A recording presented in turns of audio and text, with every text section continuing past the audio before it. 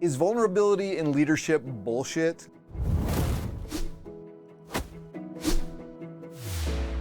Look, I've been a student of leadership for the last 30 years. In the last 5 to 10 years, there's been a lot of talk about the power of vulnerability in leadership. But I gotta tell you, many of the leaders and managers that I work with are incredibly skeptical when it comes to demonstrating vulnerability in a position of leadership.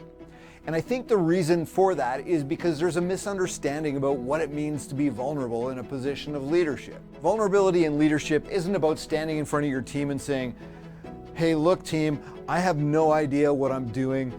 I really need help. I'm completely overwhelmed and I don't know what to do.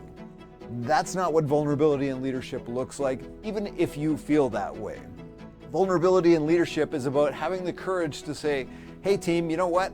I don't entirely know what to do next, but collectively we're going to come up with the best path forward, and I will make sure that I guide us through this next phase of our organization.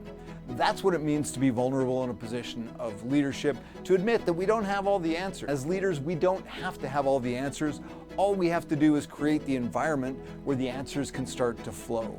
If you're interested in more of my thoughts on vulnerability in leadership, head on over to my website. I've written a long form article that talks a little bit more about what it is and how to demonstrate vulnerability in leadership effectively.